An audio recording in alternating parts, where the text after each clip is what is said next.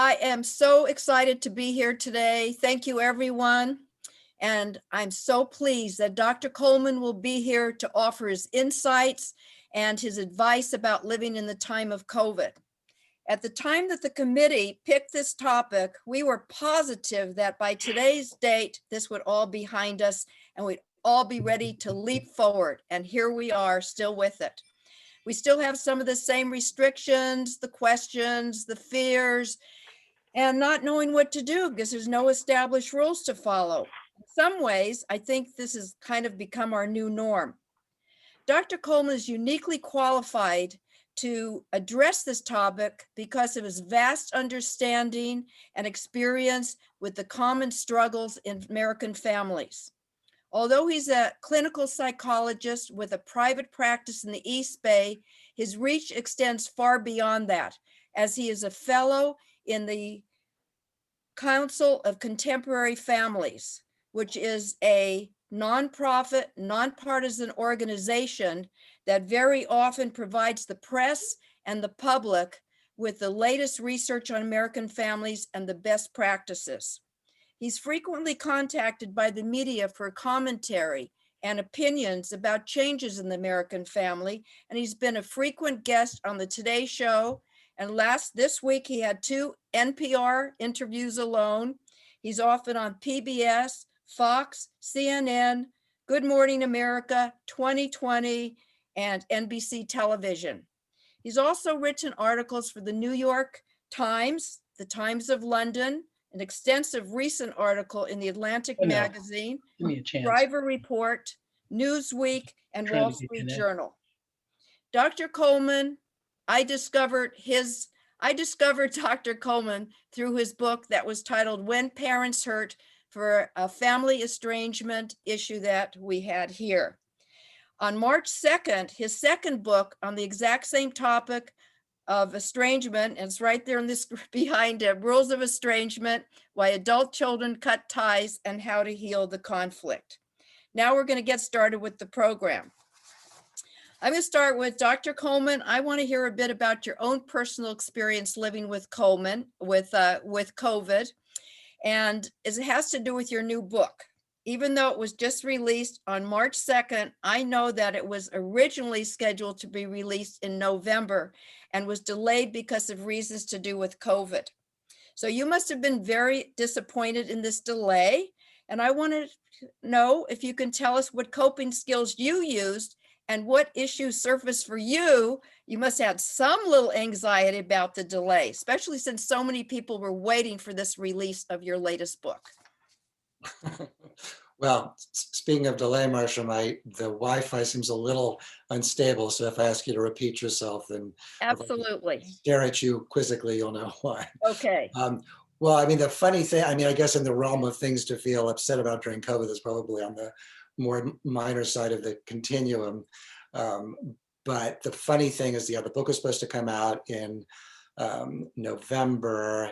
And at the time, my agent called me and said, I'm kind of worried about it coming out. It's right before the election. You're not going to get any publicity. And literally, I got off the phone and my publisher wrote me, said, gee, I feel terrible because we're going to have to delay your book because of COVID, because of some issues with publishing and paper supplies. So if anything, it was kind of good news. So I was just sort of lucky in that way. But, most of the things that people have to deal with in terms of COVID, I don't think they would consider it, a blessing in any way. Okay, so, since you're a senior fellow in the Council on Contemporary Families, you have a pulse on different issues that are going on with the American family. Could you share which issue has had the biggest effect on families as a result of COVID, and what advice you give to these families?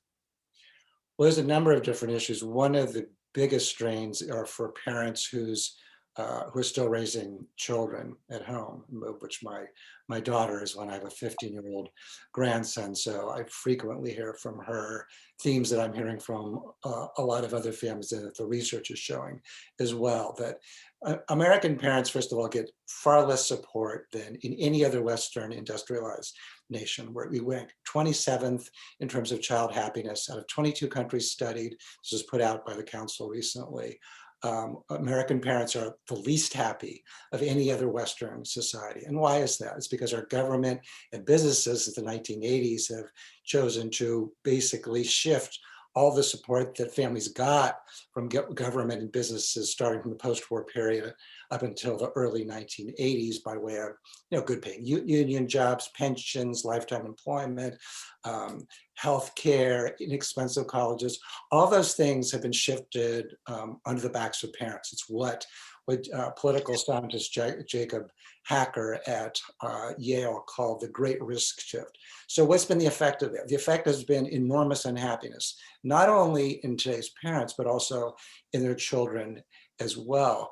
So you combine all of those effects with COVID, where you have parents being incredibly socially isolated, where you have parents already feeling under enormous strain and pressure and anxiety, being asked to, with very, very little help. Like, if you look at most other countries, for example, my daughter's husband was French, so a period of time they lived in France. I mean, as soon as my daughter moved there, my grandson got wonderful free preschool there with fully cooked wonderful French meals, health insurance, all of these things. Whereas for Americans, everything else is on the back of American parents, and that creates so much anxiety and strain. So the usual pressures that parents feel, both mothers and fathers. And if I go on too long, Marshall, let me know. We may never get through. Just like A lot of questions. Okay. Okay. I'll wrap it up. But that's probably the biggest thing, is that parents already were feeling overwhelmed, and now they feel even more overwhelmed and unsupported. What advice do you give them? The biggest advice I find myself giving to parents is to try to worry less. Parents have, in the past 4 decades, helicopter parenting, intensive mothering has become the norm, meaning that parents feel like they have to be really shepherding their children at every stage of the game. And if they don't, their children aren't going to make it to the very precarious landing pad of what constitutes today's adulthood. So what I tell parents is, if at this point in time, your kids are watching more TV, or they're spending more screen time, or they're not, keeping exactly up on their homework, it's okay. Okay, great. If you focus on your own mental health and well-being, there'll be time for you to catch up. Period. Okay, thank you. In Go the ahead, Marcia. recent Atlantic article that you wrote, you discussed how people, in a sense, right now are mourning their loss of the routine, their jobs, their plans for the future, fearing for their own health and that of their family. How do we get through this? I mean, it all comes down to community and our connections. As Americans, we live in a highly individualistic culture, which sort of makes people feel like they should figure out all of these things by themselves. But in fact, it's really our relationships with other people that provide happiness and security and resilience and well-being. So the more connections we have, and if we don't have very many connections, if our children aren't talking to us, or we don't have a lot of friends, then it's important to volunteer or do anything else to feel a sense of our participation in other people's lives. Okay, since you have a real specialty in the field on worry of family estrangement, have you seen more estrangements during COVID? Where there's some disagreements in families that resulted in an adult child cutting themselves off from the rest of the family? I've seen both. I've seen some estrangements resolved because the adult child, more commonly if there's an estrangement, the adult child initiates estrangement more than the parent. So when there is a reconciliation, it's more commonly that the adult child feels more worried about the parent and reaches out, but not as many as you might think. And so to your other part of your question, is it increasing the strain? I have seen some tension in terms of different ideas about how much social distance is required. And it doesn't seem to be particularly generational. For, some older parents are more relaxed about it, and they just want to see their kids and grandkids no matter what. Sometimes it's the younger generations that are more have less worried about it. Political differences seem to be one of the biggest causes of estrangement. Today, political differences are probably one of the biggest sources of tension, not only in society, but in American families as well. Okay, some of the little aspects of what you just said are going to show up within some of these questions. So now I'm going to get into the major list of questions that have been submitted by different people specifically for this presentation. And I noticed that every one of the questions has a little worry embedded in it. And I was thinking if families can somehow get rid of these worries, and maybe there's some room for joy to come in, because the name of this presentation today is How to Find Joy Again After COVID. So the first question is that someone feels they're on high alert all the time. Every nerve ending is just waiting for the next piece of bad news from the world. Someone who tested positive, a new variant, people not finding appointments to get the vaccine. How can we live this way? Yeah, well, I think that's become more common, and I think it's more common in a society that doesn't support people as much, and people feel much more alone and isolated. But I think it's important to be very specific about the source of your distress. What specifically is causing you your worry or your anxiety? Research by Lisa Feldman Barrett, who wrote a really important book called How Emotions Are Made, suggests that people get granular with their emotions. And what she means by that is, you might say, well, I just feel anxious, I feel stressed out. Well, what Barrett found was that the more people can really dial down into the specificity of the emotion. Well, am I stressed, or am I actually scared, or am I in grief? Or am I terrified? Or am I actually, furious? The more we can do that, the better able we are to let go of the emotion. I think mindfulness is also a powerful practice to help people learn how to isolate the things that are causing them the most distress, and learn how to stay more in the present moment. But it takes daily practice. There's nothing I could suggest that's just kind of like, oh, just do that today and everything will part. Everything that matters takes time and effort. Thank you. Next question. I find I'm walking on eggshells all the time because I don't want to do or say anything in my household that's going to upset anybody because we're together so much. My husband and I are both doing our jobs by Zoom. Our kids are working from home. How do I express myself without offending somebody? I mean, you might have to get less worried about offending somebody and get more assertive, right? I mean, I don't think it's good for anybody to feel like they have to be a prisoner in their own home. We always have to start with examining our that we're unwittingly doing that are alienating people, that are being provocative. But if others are only responding defensively or critically or negatively to us, it may mean that we need to be more assertive in terms of setting boundaries and limits in how we get treated. Okay, thank you. How can I maintain close relationships with my adult children when they're living across the country and we can't see them at all due to each other physically due to travel restrictions?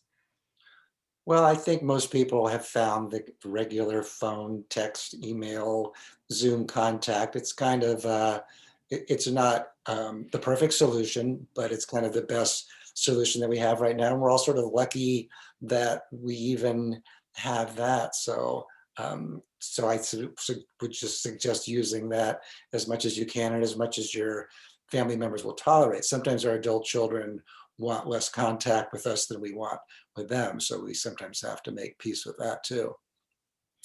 Okay, in your experience, do you find that men and women have different ways and methods in handling their feelings of loneliness and the frustration of COVID? Yeah, men and women, I'm not exactly a believer in the men are from Mars, women are from Venus, whichever way it goes, saying. But there are some general findings about that. So for example, men tend to self-soothe more by isolating, by not talking about their feelings, by compartmentalizing. There's some truth to that. Women are much more likely to feel soothed by talking about their feelings. So what I commonly recommend for couples, if they have that dynamics, whether it's around their worries about COVID or the future or finances or their children, if one parent really wants to talk, one person really wants to talk about it and the other one doesn't, they both have a right to have their needs met. So I recommend that the person who does want to talk about the issue, whatever it is, it gets a guaranteed 5 to 10 minutes a day where they get to talk about it and the other person has to listen empathically. But then at the end of that time, they're done. So the person who has this intense worry or anxiety or feeling knows that they're going to get support. And the person who feels more burdened by that knows that it's going to be time limited, and if they're only going to talk about it during that time. And that seems to be a way for both people to get their needs met. Okay. Right now, adult children kind of have permission to have less contact with us because of COVID, but what about afterwards? Will this be the new norm?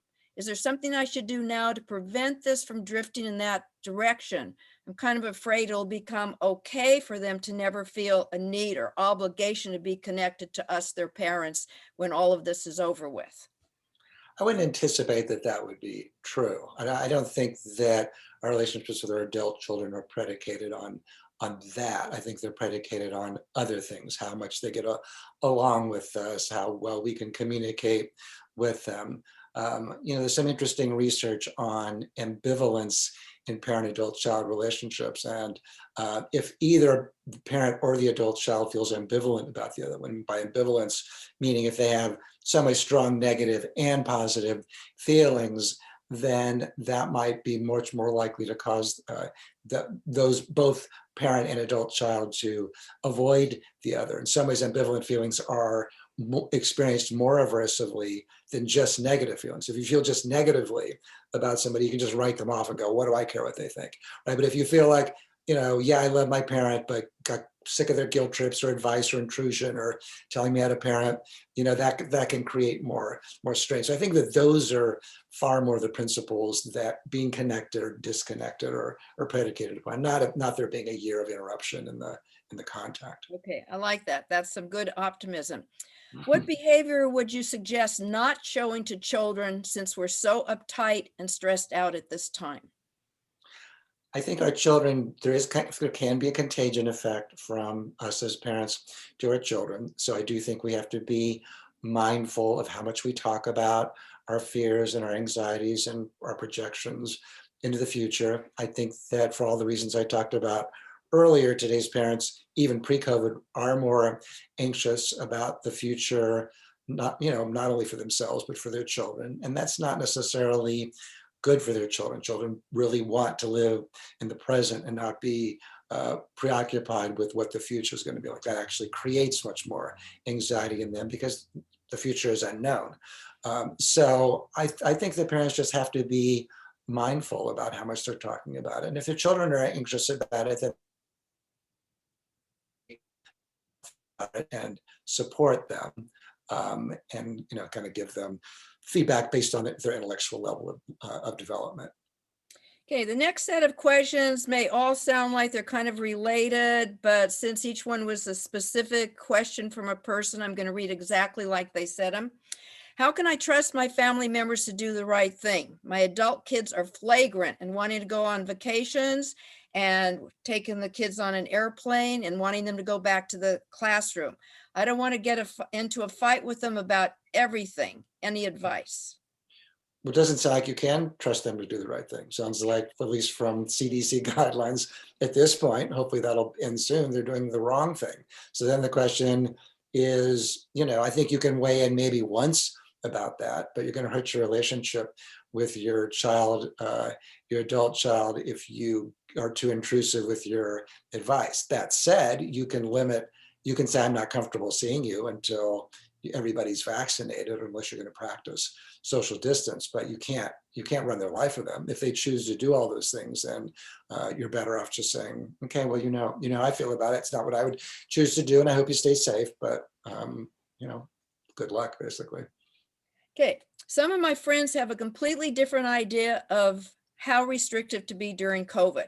Some have buried themselves in their home and they have not left the house in a year. But I feel that with certain precautions, there's certain things I can do. So I began thinking, am I judging them too harshly? Or maybe I fear they're judging me and sometimes I can't tell the difference.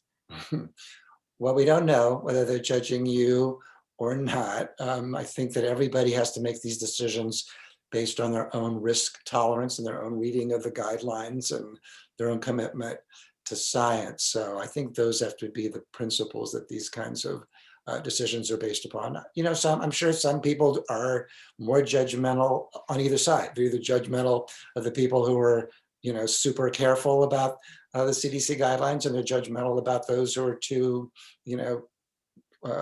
lax about it.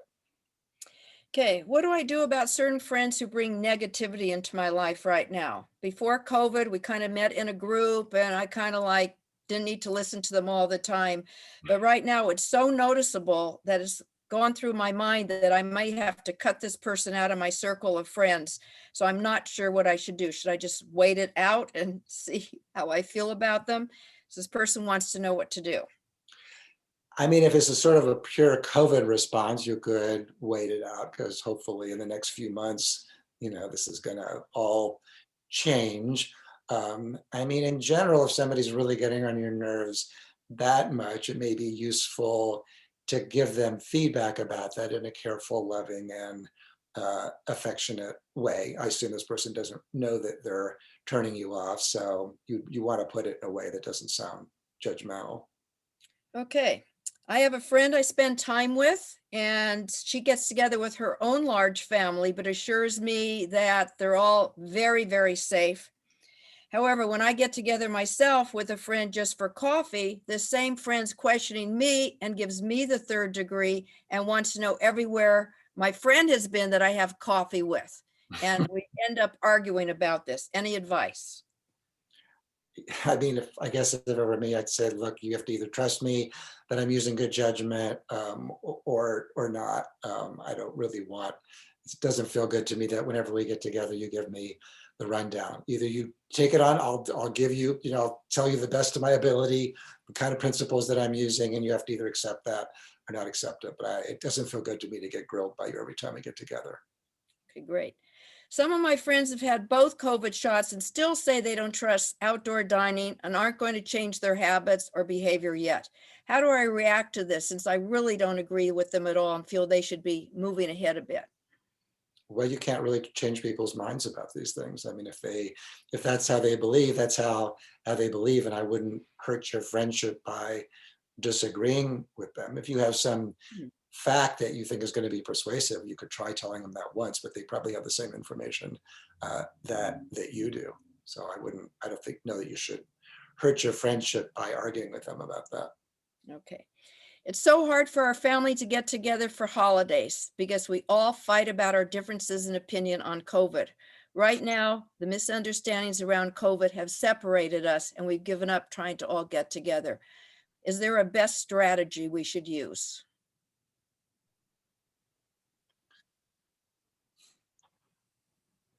I mean, that's not a bad strategy. I think that people can, if you're going to get together, to have a proactive conversation where everybody acknowledges that they have different ideals about how much, or to limit or to abide by safe practices guidelines, and see if people can't come to an agreement about it, then they should wait until after the guidelines are lifted or softened at least.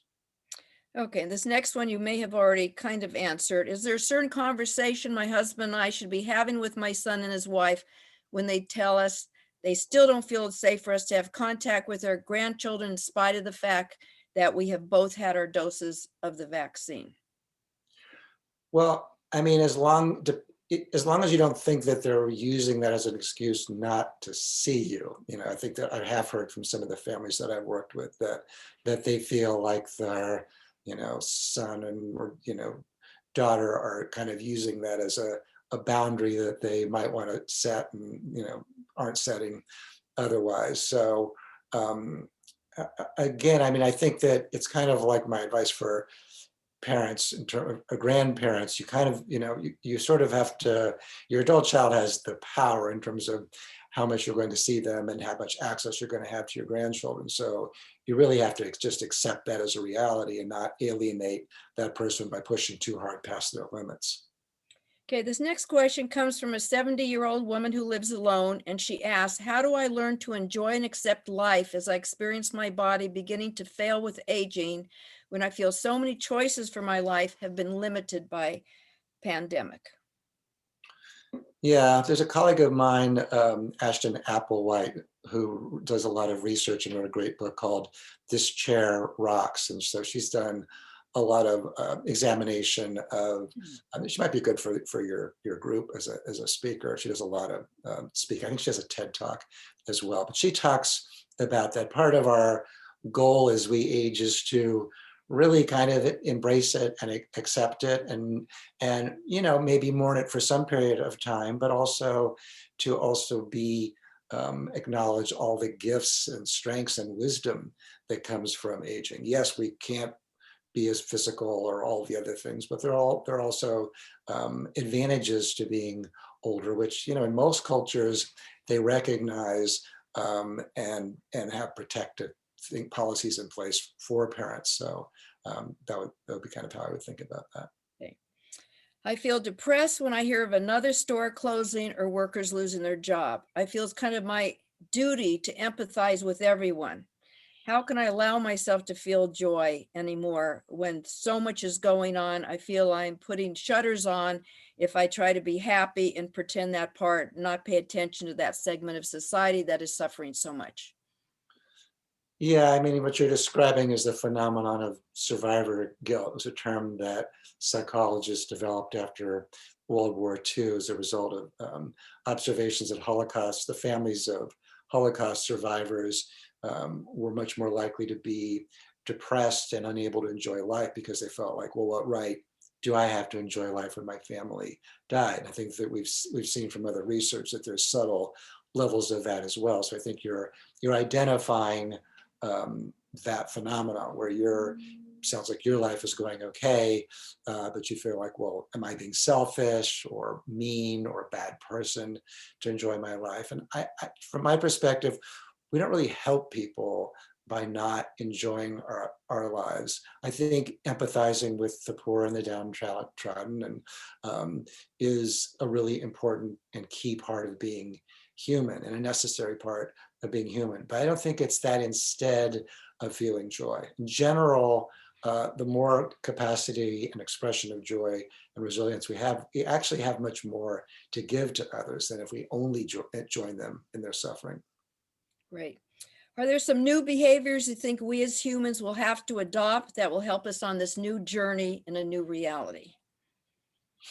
I think whatever new behaviors we've adopted, we've already adopted or failed to adopt. I think, I got asked in one interview about how is this going to impact children. And from my perspective, it's not necessarily a terrible thing that children experience that some kind of great harm can befall everybody. It sort of shows a shared entity, and it also gives them the lived experience of there are times in life where terrible things can happen: world wars, famine, plagues. In this case, our pandemic. So I think that there's a lot that can be learned that's also valuable from these kinds of experiences. Should we put COVID discussions in the same category as politics and agree not to discuss our viewpoints at all? Sure, if you can, or I mean, it's only if these issues are, divisive. I mean, in an insane way, COVID has become political. It shouldn't be, but it did. So I would assume if a family member is making it a political discussion, your political differences are probably going to be a bigger problem. One of the things that we know from the research is that today, political differences are the biggest cause of conflict and the ability to look at the other person as being the other, deserving of contempt, even aggression, including members of our family. I look at TV movies and everyone's hugging each other. I'm wondering if I'm going to feel close to anyone anymore. My biggest problem right now is when I'm out with people in a safe environment, maybe all masked up in an outdoor dining situation, I move a little bit close to them, but then I hesitate because I'm afraid I'm going to get into the physical space of someone who's going to pull away from me out of fear. How do I handle this? I think that perhaps it just sounds like, I mean, I think if that's what your anxiety, then it may mean that you should just be honoring more your own boundaries about what causes you to feel close in terms of your personal distance. It sounds like you're wondering if you're going to continue to feel that kind of social anxiety post-COVID. I suspect not. I mean, if you are already had a lot of social anxiety, it's possible that it may take you longer to unlearn those lessons. But if you weren't a socially anxious person pre-COVID, I anticipate, I mean, humans in generally are resilient. So I don't anticipate that people are going to have a really hard time unlearning that lesson and going back to giving each other hugs or sitting close once we kind of get the all clear sign. I can kind of see people going up to someone and say, I want to give you a hug, but is it okay with you? So they don't get like rejected, so you kind of prepare for it. Hmm. What do you think the long-term effects of the pandemic are going to be on people, and whether there'll be some PTSD from the trauma from such prolonged exposure to the stress? I think it depends on the person and what they've been through. Some people, I include myself in that, have been relatively untouched. I mean, I haven't been able to spend time with my grandson, so that's been hard on me. I wouldn't consider it a trauma. I'd consider it a disappointment. But in my career, I didn't experience any deficits. I just shifted my practice to Zoom, and I have a good marriage. So the fact that my wife and I, are spending more time together isn't a bad thing. But I'm on the lucky side of that continuum. I mean, if I was in a bad marriage, or I had young children, or I experienced job loss or career loss, I would be in a very, very different frame of mind, and I would be considering it a trauma. So I'm just highlighting that I don't think that COVID per se is a trauma. I think it's really one's circumstances that determines that. And then the issue of how long that kind of is going to linger, that feeling is really going to be determined on how quickly they're able to change the circumstances that cause them to feel traumatized in the first place. Can they get jobs? Can their kids go back to school? Can they get their relationship back on track? Those things are unknown at this point for many people. Okay, what if I don't have the emotional energy to pick myself up and do anything because it all seems so hopeless? How do I get myself going? Yeah, I mean, sometimes we have to just kind of make ourselves do it anyway. Think about it if your life depended on it. I always recommend starting with really, really microscopic goals. So, if your goal is to go for a walk, maybe start by going, walking around your house for, 10 minutes a day or something. If your goal is to increase your level of social contact, maybe you start by just texting people more. If you're feeling too socially anxious to get to do a Zoom call or that kind of thing. So in general, some things we just have to make ourselves do, which I know doesn't sound like great advice, but sometimes there's that you're sort of hitting bedrock around these things. But you can also examine, well, what is your resistance to it? Are you like the earlier caller where you feel guilty about the fact that you have a life and you don't feel like you deserve to feel good? Are there other things in your life that are causing you to feel depressed, that are influencing you in ways that you don't know about? So doing a really deep dive into your low levels of motivation can be really useful as well. Okay, how can we support our friends and family when we can't be with them and they need that support right now? Well, it's kind of what I was saying earlier about if you can't get in front of them, then a lot can be done with phone and regular texting and Zoom calls. You can ask them, I guess, if they need anything, if you have the means to financially support them and they have the need to receive it, you can certainly offer. But those seem to be the most reliable ways to do that. Okay, a couple of questions came up about phone behavior. I find I'm making promises to friends on the phone that I can't keep, saying I'm fine getting together with them. Then I hang up and realize I'm not comfortable with that at all. Do you have any pointers on being too honest as to how I really feel when I'm talking to these people on the phone? I don't think there's anything wrong if you have that kind of experience with calling them back and saying, I agreed to that because I really want to, but in thinking about it more, I realize that I'm just really not ready to do that. And I hope you understand. I know that you feel, if it's a friend who feels ready to get together, You could say, I know you feel more ready than I do, but when I really think about it, I just don't feel comfortable. I'm sorry. Okay, and a related one is, with the new reality, I'm never sure what sensitive topics will come up on the phone. I feel I'm coming across really honest with feelings and opinions. How can I be sent any pointers for how I can be sensitive to the other person's feelings at this time?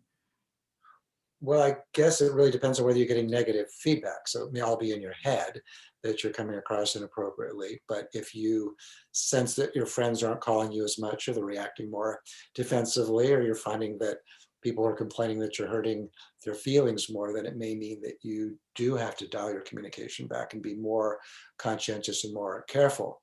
Sometimes shooting from the hip can feel really good to us, but to the other person, it might feel hurtful or insensitive. Okay, now we already talked a little bit about estrangement, whether new ones are created, and you gave your answer to that. What about a family who already has an estrangement with an adult child? Do you find that those is COVID pushing them further away? Yeah, it can go either way. I have worked with a few families where they reached out to the adult child and they were responsive because of COVID. I've also worked with probably more where the parent, the adult child wasn't, which just amplified the feelings of hurt and shame and rejection on the part of the parent. And then some adult children are reaching out independently, um, but it's not as much. Parents aren't there. The estrangements aren't ending at the rate that I kind of wish they were during this pandemic. Okay, I'm going to put in a question here that I know David was going to read during the chat part, but we have plenty of time for it. And this is an interesting one. I will not take the vaccine. I have serious health issues already and don't want to risk it. I get all kinds of flack from the family and friends, and there's so much pressure from everyone to get the shot. I usually say, hey, I've done some research, and due to my health issues, I feel it's too risky. This is my decision. In the meantime, I mask up and socially distance and wash my hands like everyone else. Any suggestions for me? I mean, I guess the question would be whether your doctor agrees with your assessment, or whether you're just anxious about it. And if your doctor, I mean, there are people who are discouraged from it. So if you're one of those people, and people aren't being sympathetic, then you could say, this is what my doctor's advising. And so you're applying general guidelines to me that don't really apply. Now, if you're just coming to that conclusion yourself, you still have a right to maintain that. You get to decide whether to take the vaccine or not. But then that means that you have to kind of be more assertive, I guess, with your family about what you're about. Let me back up. You should be appreciative of the fact that they care about you and love you and want you to do it. So don't just get into a power struggle with them about it. But you can say, I understand. It's probably hard for you if you don't think I'm acting in my best interest, but I have made a conscious decision.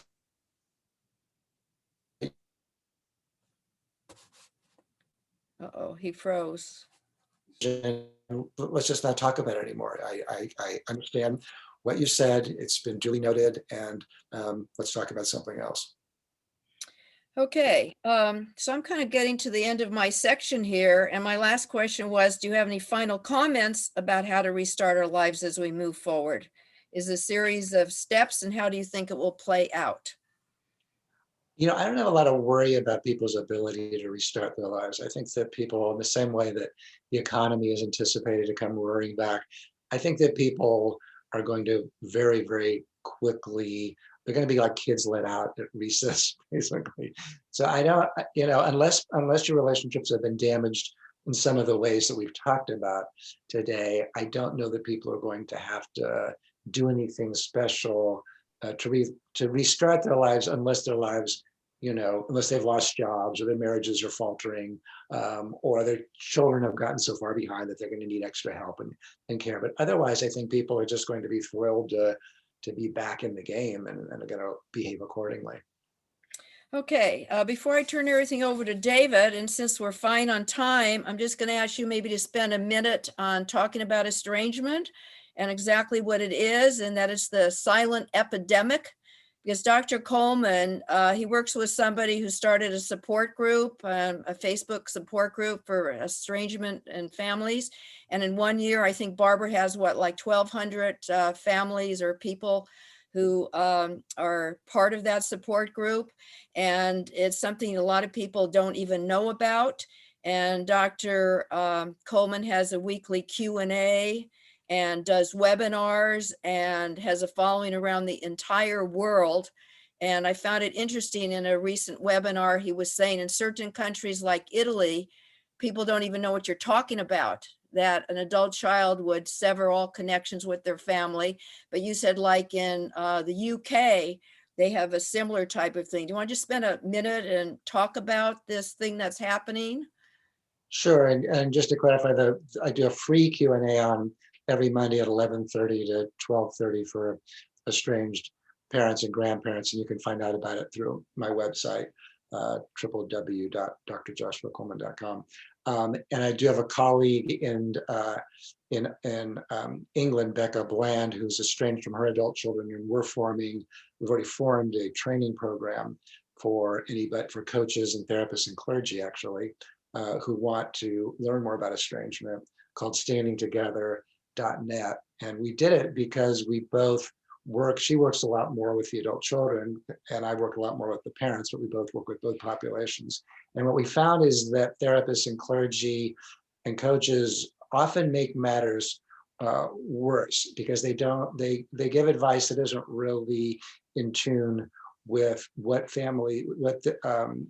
each side really needs. So for example, one of the most common harmful pieces of advice that therapists give, if the parent complains about the adult children's behaviors, well, you just need to stand up to them and you need to be assertive and you need to set limits.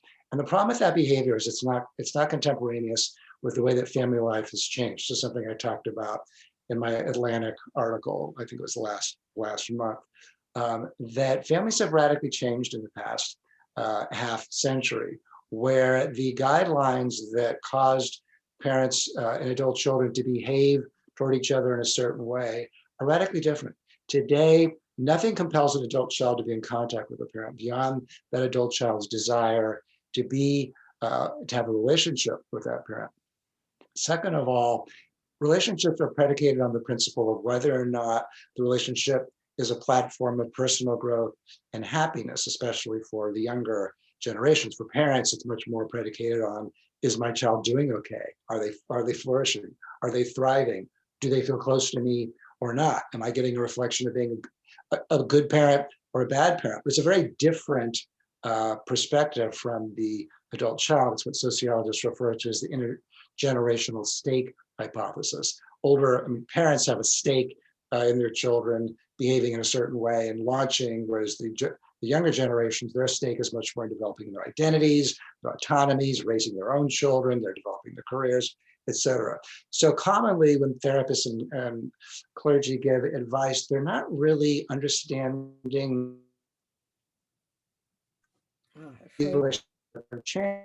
And what is meant is that adult children have far more power to direct the terms of the relationship. So when a therapist, for example, just says, well, you just need to stand up to your kid, it's just going to push the adult child away. The adult is just going to say, well, screw you. You're not even sensitive to what I want or need. You're not willing to talk about the mistakes you made as raising me as a child. You're not willing to accept the boundaries that I want to be a parent.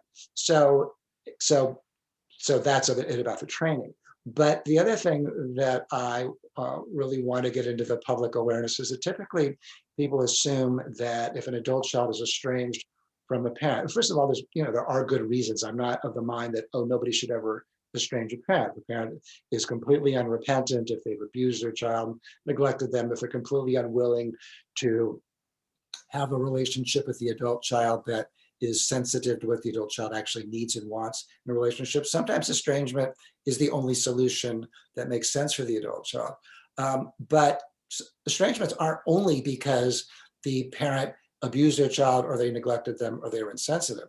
in my own research that I did through the University of Wisconsin Survey Center of 1,600 estranged parents, one of the findings was that parents are also become estranged because when the adult child marries somebody that doesn't like the parents, and where that son-in-law or daughter-in-law says basically, choose them or choose me, you can't have both, which is oddly far more powerful than you would assume. While, should I keep going, Marcia? I don't know, I don't want to use it. Just maybe 15 more seconds. No, I find it fascinating, but yeah, no, it's great. I'm not sure what I can say 50 I just want to say we do have other questions to ask as well. Yeah, I want to just turn it over to David for the other questions, but no, this was great. This is wonderful. All right, thank you. Yeah, if I keep going, just, give me the net cutoff sign and I'll know. Okay. Thank you for all those great questions. Okay, I'm going to pass this on to David. I'll say thank you, wonderful, exactly what I wanted this to be. And we really appreciate your time and input, advice, everything. So I'll turn it over to David now. Thank you.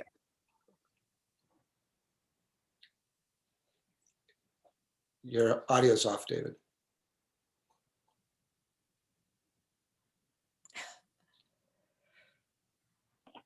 There. Now could you hear me? Okay, sorry about that. No worries. All right, so we have a question from someone who is clergy in our audience. Good. And asks, is there any advice that you might provide for faith leaders or clergy? Clergy, faith leaders usually are put others ahead of themselves. Mm-hmm. What should we or they be doing to make sure that they are keeping their own mental health intact? Great question. Yeah, right. Yeah, therapists have the same problem. And so do a lot of medical doctors. There's a huge problem with burnout, and where if we're in a career where our lives are really spent and dedicated to helping other people, and we do it because, typically because we care and we want people to feel better. It's really very much the way it is with our when we're raising our children, which is the idea. It's kind of the airline example, in the airline, you're flying and the stewardess comes on and says, in the case of oxygen, the mask is going to come down, put it on your own mouth first before you put it on your child. You have to take care of yourself, and you can't count on your congregations to say when enough is enough. Only you can say when enough is enough. Similarly, in my practice, I could work round the clock, and I do frankly feel guilty if I'm not able to work with somebody. It's why I started my Monday free Q&A, because I was getting so many calls from these parents who really are desperate for advice. But it helped me to feel like, okay, I can do this much. So have realistic limits for yourself, and but also just have faith. Speaking of clergy, that in giving to yourself, you're not being selfish or mean. You're actually just filling up your tank so you have even more to give in the future. Thank you for both a great question and a great response. We have an inquiry, actually the sharing of a poem that I will read out and ask for your reaction to it. It has to do with recognizing that we are not who we were a year ago. And it goes like this: as things change, help us be gentle with ourselves and with each other. We are all wearing newborn skin right now. And the participant says, I was struck by the idea of that we're all wearing newborn skin. What's your takeaway from that? It's lovely. I mean, I think it's I like that poem a lot. And hopefully the skin that we grow is one that allows us to feel how interdependent we are, how much we need each other, and how much we rely on each other. And I'm hopeful that that's one of the conclusions that comes out of this. Thank you. A question is asked, what are the positives that you have seen come out of this pandemic so far, not including vaccines or treatment? Well, I think I think politically, I'm very excited about the current stimulus plan, particularly the way it's going to help poor families. I don't think that would have happened without the pandemic. I think that this country has long neglected the poor. Currently, the eviction rate is higher in the US than it was during the Great Depression. I think there's also a lot of benefits in terms of the stimulus, in terms of helping parents in general in ways that we currently lag way behind every other Western industrialized nation. So I think it's been a big wake-up call about the positives of government, and that investing in our in families really is the core of emotional well-being. Again, a question looking to the near future as well as perhaps the ongoing future, and that is, what kind of suggestions might you have for the kinds of volunteering that one might do without putting themselves at risk, but as a way of helping to enhance connections with others? I mean, I don't consider myself an expert in this. I know that there are plenty of resources out there there's almost always a big demand for volunteers. And I think a certain amount of things can be done remotely. Now, some of those things tend to be more administrative, and I don't think that those typically deliver the same kind of emotional value as face-to-face interactions. But I think there are still ways to engage with people over Zoom or phone calls. Maybe you'd be on a suicide hotline or something else that just caring about other people, expressing that care, showing that care is really associated with enormous well-being. So almost any way you can find it is going to have benefits. A lot of parents were perhaps even feeling the stress of parenting minor children prior to the pandemic, and now have also been asked to take on a lot of other responsibilities, educating their children and managing their time in a much more intimate and ongoing, intense way than previously. And the question is, what suggestions might you have for parents feeling overwhelmed by all the things and additional things that have been relegated to them during the pandemic? I mean, my advice has really been to examine your standards and to lower your standards. I think that, part of our stress comes from holding ourselves to a criteria that may have barely made sense. I mean, as I said earlier, I think American parents, mothers in particular, feel stressed out all the time. They feel worried about whether they're going to be able to help their children through the narrow bottleneck that constitutes today's transitions to adulthood. So I think, it's okay to, for right now, lower your standards. Still, you can feel like if you're spending time with your children, that's actually going to be a big benefit to them. If they're not meeting every single one of their educational goals, that's okay too. Had a previous question sent to me about, I guess, a general sense of increased sense of depression among those who do not have clinical mental health concerns, but perhaps even for those with clinical mental health concerns that are exacerbated by the pandemic. Have you seen any studies, or in your own experience, information about depression and the impact that the pandemic has had? Well, I think it goes to social isolation for many people, in a sense of a low feeling of control. Part of our feelings of happiness can be based on how much agency we feel, how much control we have over our lives, how much we can influence our lives and in the lives of others that we're close to.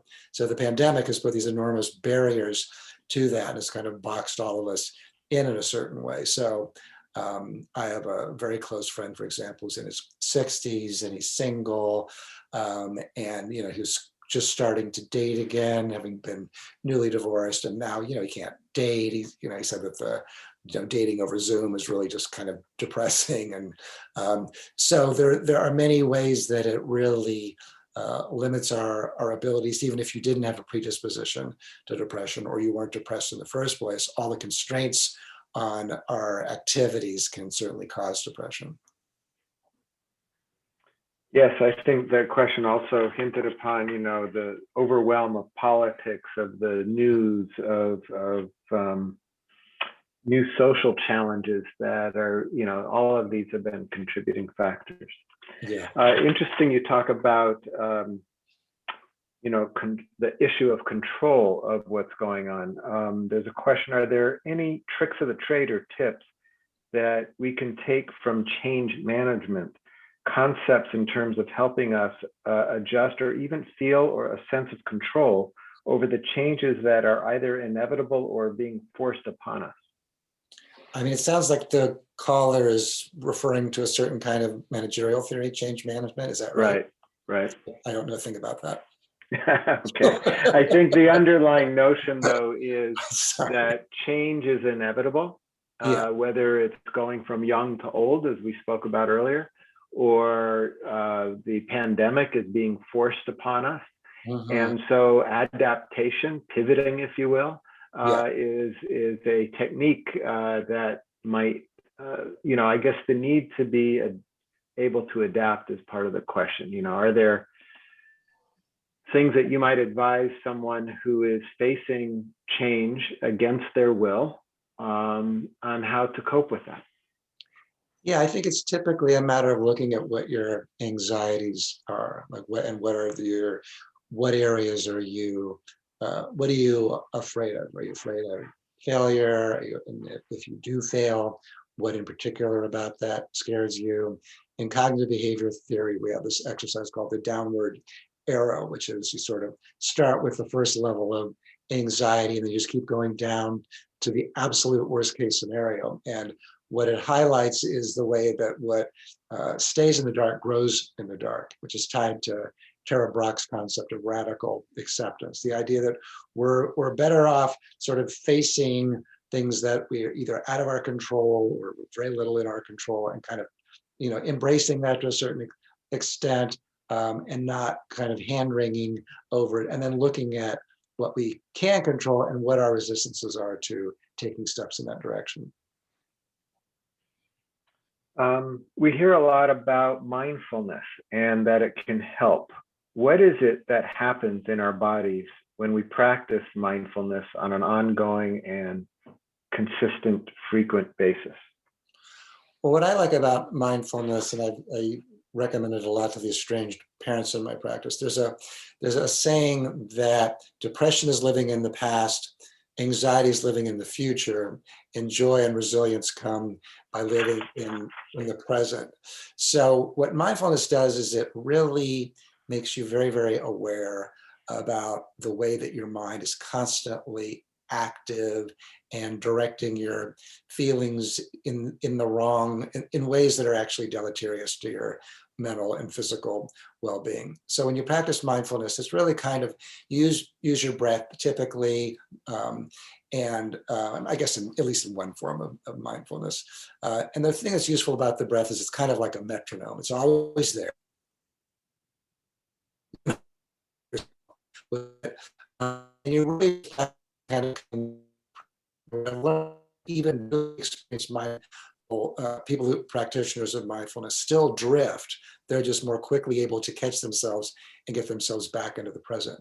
Now, what's useful about the present? Well, the present is useful because it's the only thing that we have over any control over. And being in the present, it's like what I was talking about earlier about the concept of granularity,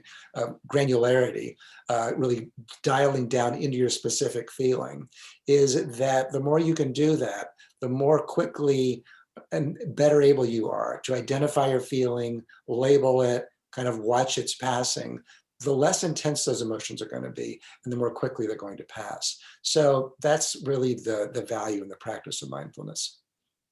Thank you. I only have a couple of more, and so I invite our participants, if you have a burning question, please add it to the chat. Otherwise, we might give the gift of time and end a little bit early today. So this question has to do with new social challenges that have emerged because of the pandemic. Specifically, as examples are vaccine envy or vaccine bragging. And, you know, also a cousin to that is vaccine shame. So the vaccine envy is like, you know, people are always saying, oh yeah, I got my first shot and the second shot. And the one who hasn't gotten the shot yet is feeling envious or angry or frustrated. The bragging is almost, you know, by saying everyone's out there so ready to say, oh, I've been vaccinated. And it's like, aren't I the lucky one? And then the opposite of that is vaccine shame, almost wanting to hide that they've gotten the vaccines for fear of being judged that, oh, you know, did you jump the line somehow and get it before someone else who should have gotten it? Yeah. It seems to me that in all of these examples, the underlying issue is one of being judged and dealing with the judgment of others about yourself. You touched upon this in your interview with Marcia. I'm wondering if there's anything more you'd like to add. It just highlights how deeply social we are as creatures, that we're constantly sort of interested in, you know, other people's status, and not status necessarily even in terms of money, but status in terms of their health, and also mindful of what that reflects about our own status. And we're mindful about what we're kind of broadcasting by way of status. Status here being whether or not one does or doesn't have the vaccine. So I don't particularly have any advice around it. To me, it just highlights the way that really almost anything can get kind of tucked into that framework. Thank you. And this is my last question, unless something else comes up in the audience, from the audience. So a little bit more on a personal note, how has the pandemic impacted your life beyond the book, the delay? And what measures have you taken to optimize your psychological well-being? Well, as I said earlier, I feel like I'm kind of more on the blessed side of the continuum. Before the pandemic, I already had half of my practice on Zoom, so it really didn't take any effort to convert everybody else to that. I'm in a good marriage, which I feel very fortunate to have. My children are all out of the house. I mean, my wife and I said we would have killed each other and our kids if we had had to go through this. We have twins, and I have a daughter from a prior marriage, so nobody would be left standing if we had. It just horrifies me to imagine what that would have been like. So, you know, my biggest loss has been I have really good friends that I've had practically since childhood, that I regularly get together with and travel with. But I mean, these are really kind of first world, speaking of shame, kind of first world problems. But that's something that I've certainly missed a lot. Do I consider that a form of suffering? No, it's ultimately more of an inconvenience, but that's probably been the biggest impact. And not being able to really spend time with my grandson, who I'm very close to. I can relate to that one. There was a comment you mentioned earlier in your interview that you used the term ambivalence in the context of parental relationships. And the question is whether there are any reading or resources to address the ambivalence in adult parent-child relationships. And it looks like you may have frozen. A lot popular. If you want to email Dr. me, Coleman, I can direct you to some of the sociological. Could you repeat? You froze there for a moment right after I asked the question. Oh, sure. Yeah. What I said was that there's not a lot in the popular reading. There's a lot of literature in the sociological literature. So if you want to email me, I can direct you to that if that's an area of interest. Thank you. We can, I know who the questioner is, so we'll make sure that we get you your email. Sure. Does your book include estrangement due to mental health difficulties of the adult child? Yes, it's actually a common cause of estrangement is mental illness in the adult child. And that can work for a variety of reasons. The adult child may not be able to navigate the normal kind of slings and arrows of parent-adult child conflict. They may view the parent in a more delusional way. They may have unrealistic expectations about how the parent should treat them. They may rewrite their childhood. So there's plenty of ways that mental illness in the adult child can increase the risk of estrangement. Well, that's it for the questions that I have received, and just wanted to give you the opportunity. Is there anything of import or any last words you'd like to say? No, I appreciate everybody being on the call. These are all really great questions, and it was really fun to think about it with you all. So I appreciate you having me here. We appreciate your sharing your experience. Judy, are you prepared to share what's up next for Let's Talk Mental Health? You need to unmute yourself.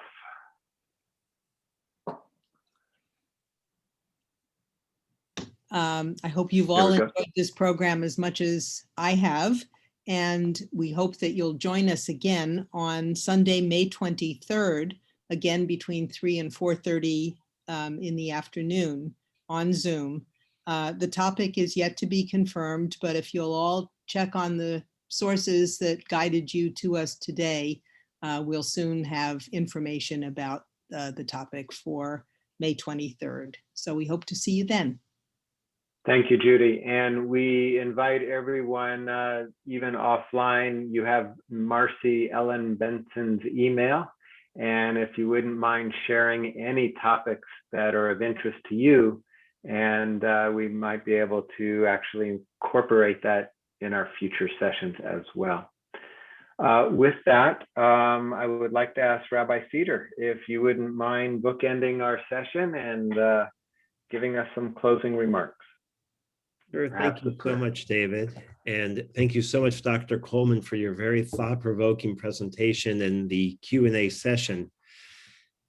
So as we go forth, we'll offer this prayer. May the God who gives us our strength, give us the patience, give us the insight, give us the inclination to reach out to others, so that we might be your partners here on earth, that we might be our brother and sister's keeper, that we might lift each other up, recognize the deep humanity in every living being, and help to usher a kinder, more empathetic, more loving world. Amen. Amen. Thank you, Rabbi. Thank you to Marcia for being our interviewer today. For our other partners, we have Lauren Schlesinger, Judy Cohn, Marcy Benson. Also want to give full recognition to Peninsula Temple Sholom as our major sponsor. Thank you so much for your ongoing support of this important initiative. And also to a major partner of ours, the NAMI of San Mateo County, the National Alliance on Mental Illness, who has been a great partner organization in this effort. Thank you all. We had about 62 people on our session today and really appreciated every